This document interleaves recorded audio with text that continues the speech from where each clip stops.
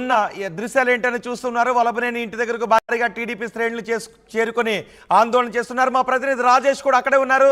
రాజేష్, ఏం జరుగుతుంది వల్లభనేని వంశీ ఇంటి దగ్గర? వల్లభనేని వంశీ ఇంటికి ఆయన పవన్ కళ్యాణ్ అదేవిధంగా చంద్రబాబు మీద చేసిన వ్యాఖ్యలకి నిరసనగా వచ్చి ఆయన కలవడానికి యార్లగడ్డ అనుచరులు వనవరం నుంచి వచ్చారు. అయితే యార్లగడ్డ అనుచరుల మీదే గన్నవరం సంబంధించిన వంశీ అనుచరులు తిరిగి దాడి చేసే ప్రయత్నం చేసినట్లు ఆరోపిస్తారు.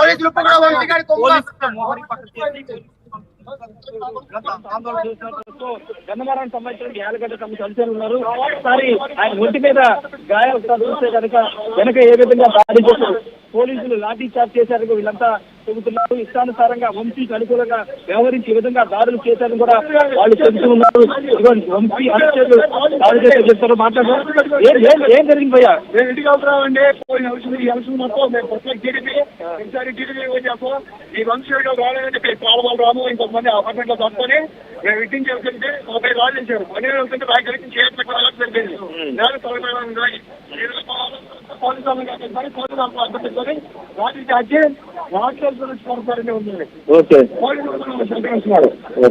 ఇది పరిస్థితి. పోలీసులు కూడా సహకరిస్తారని చెప్తున్నారు. ఇక్కడ భిన్నమైన పాలిక్లినిక్ రోడ్ లో ఇక్కడ దాడికి గురైనటువంటి కొంతమంది వీళ్ళంతా కూడా రోడ్డుపై బయట ఇచ్చి ఆందోళన చేస్తున్నారు. గాయాలు కూడా అయ్యాయని వీళ్ళు చెప్తున్నారు. ఒకసారి ఇతనితో మాట్లాడదాం. భయ్యా, ఏం జరిగింది? ఎందుకు గాయమైంది? నీకు ఏమైంది? లైవ్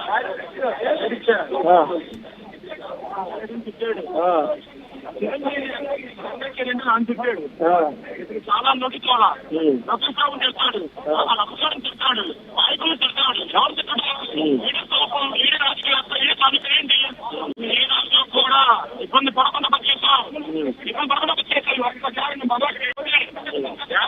ఎమ్మెల్యే గారు కదా ఆ అధినాయకుడు చంద్రబాబుని ఇప్పుడు నువ్వు మాట్లాడు, ఇప్పుడు నువ్వు ఖబర్దార్.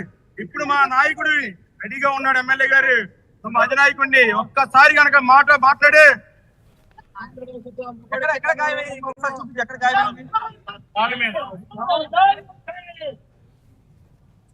అది ఇలా గాయాలు కూడా దాడి చేసిన ప్యాంట్ తిప్పలేక ప్యాంట్ తిప్పితే ఇంకా లోపల చాలా ఇబ్బందిగా ఉంటుంది. మాట్లాడటం వల్ల మేము ఇక్కడికి వచ్చామని కూడా వీళ్ళంతా పోలీసులు కూడా చేస్తున్నారు. పూర్తిగా చూడాల్సిన ముందు యుద్ధం చూపించే గాయాలు ఏ విధంగా అయ్యాయో కావాలని ఉద్దేశపూర్వకంగా పోలీసులు తమనే టార్గెట్ చేసుకుంటారు. వీళ్ళంతా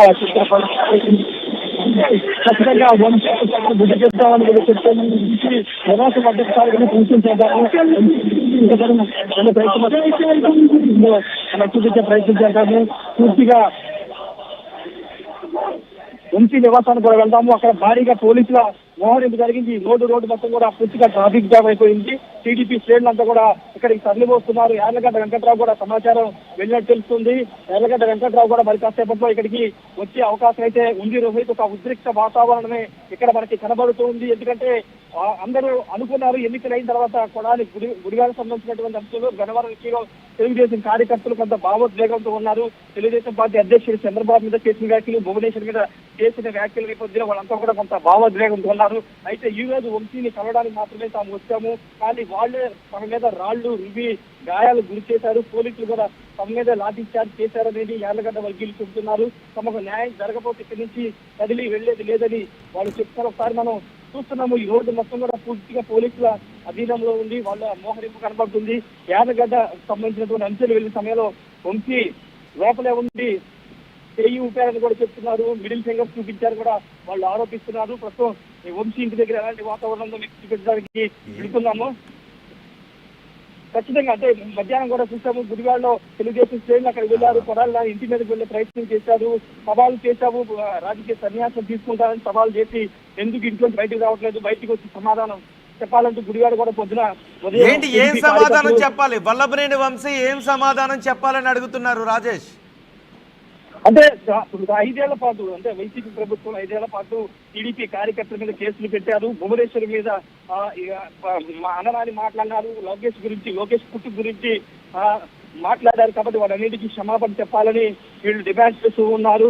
ఇప్పుడు అంటే అధికారులు అడ్డుపెట్టుకుని, పోలీసులు అడ్డుపెట్టుకుని కాదు, దమ్ముంటే ఇప్పుడు బయటికి రావాలంటూ కూడా సవాళ్ళు అయితే వీళ్ళు విసురుతున్నారు. అయితే ఇక్కడ మనం చూస్తున్నాము పోలీసుల మోహన్ ఏ విధంగా ఉందో గన్నవరం మాజీ ఎమ్మెల్యే వల్లభనేని వంశీ నివాసం దగ్గర ఉన్నటువంటి తాజా పరిస్థితి పూర్తిగా పోలీసులందరూ కూడా ఇక్కడ మోహరించారు. ఎవరిని కూడా అనుమతించి కూడా రోడ్డు బ్లాక్ చేసిన దృశ్యాలు మనం చూస్తున్నాం. మరోవైపు అక్కడ యార్లగడ్డ వర్గీయులు రోడ్డుపై కూర్చుని బయట అంటే అడుగడుగున అక్కడ పోలీసులు ఉన్నారు, అక్కడ బ్యారికేడ్లు కూడా కనిపిస్తున్నాయి. నాని వంశీ ఇంటికి అటు ఇటుగా కూడా మరి కార్యకర్తలందరూ ఎలా రాగలిగారు అక్కడికి? అది గొడవ ముందు యార్లగడ్డ వర్గీయులు ఇక్కడికి వచ్చారు. అంత తర్వాత సమాచారం తెలిసిన పోలీసులు అయితే ఇక్కడికి రావడం జరిగింది. ప్రస్తుతం ఇక్కడ వచ్చిన తర్వాత అంటే పోలీసులు వచ్చేలోపే రాళ్ళు ఇచ్చారు, వీళ్ళు కూడా రాళ్ళు విసురుకున్నారని చెప్తున్నారు. ఒకరిపైన ఒక రాళ్ళు విసురుకున్నారు, కొంతమందికి గాయాలై పోలీసులు తర్వాత చెల్లా చెదురు చేసే క్రమంలోనే పోలీసులు లాఠీచార్జ్ చేసేది కూడా తెలుస్తుంది. చూడొచ్చు ఒకసారి పోలీసులు పైన మనం చూసినటువంటి ఆ అపార్ట్మెంట్ లోనే వలభనేని వంశీ ఉంటారు. అపార్ట్మెంట్ లో వలభనేని వంశీ ఉంటారు. ఆ వంశీ అక్కడి నుంచే సైకిల్ చేశారని వంశీ ఇంటి దగ్గర ఉన్నారా రాజేష్? వంశీ ఇంటి దగ్గర ఉన్నారా?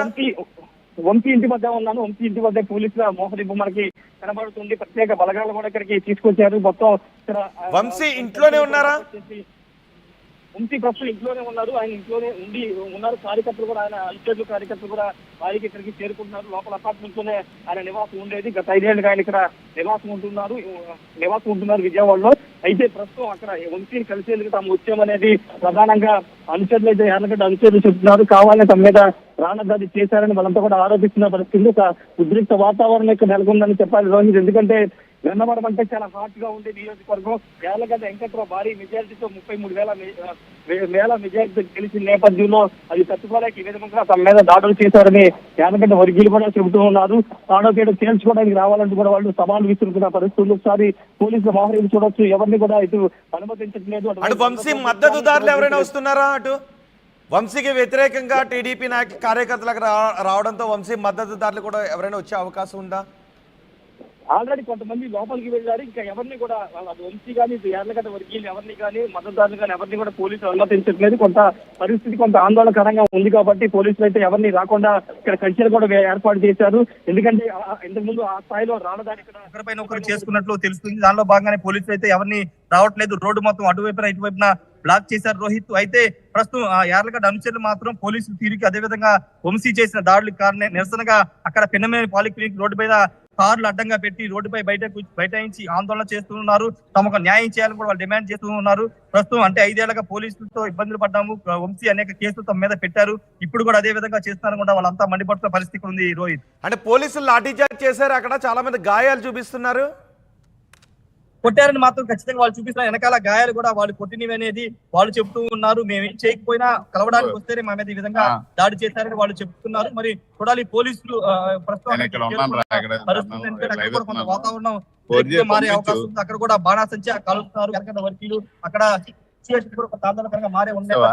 పోలీసులు అటువైపు వెళ్తున్నారు. ఉన్నటువంటి సిచ్యువేషన్ అయితే ఎవరిని లోపలికి రానివ్వట్లేదు. వాళ్ళంతా కూడా ఇక్కడే ఉన్న సిచ్యువేషన్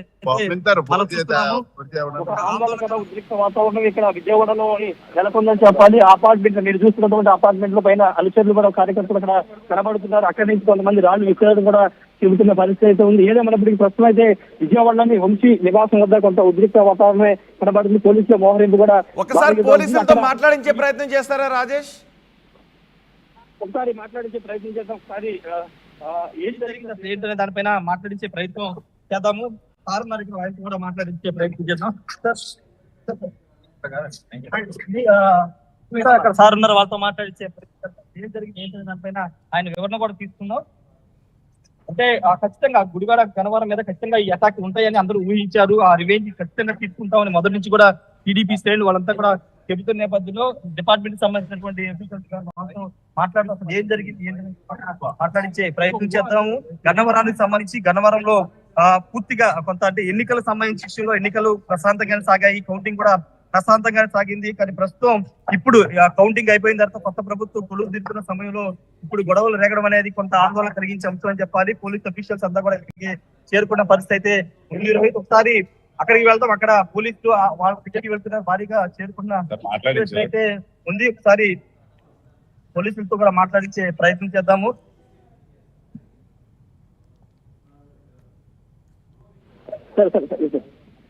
మాట్లాడుతున్నారు పూర్తిగా అంటే ఇక్కడ పోలీసులు పెట్రోల్ ప్రస్తుతాన్ని పరిస్థితున్నప్పటికీ అటు యార్లగడ్డ వర్గీయులు మాత్రం అక్కడ రోడ్డు మీద బైఠాయించి ఆందోళన చేస్తున్నారు. బాణా సంచా కూడా యార్లగడ్డ ఎక్కడున్నారు?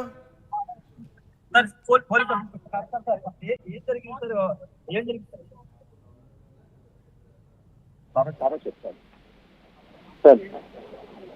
అంటే ఎవరినైనా అదుపులో చెప్తున్నారు సార్ ఇక్కడ? వాళ్ళ మీద దాడి చేసామని వాళ్ళు చెప్తున్నారు. పూర్తిగా పోలీసులు కూడా మాట్లాడడానికి నిరాకరిస్తున్నారు. ఎందుకంటే ఇది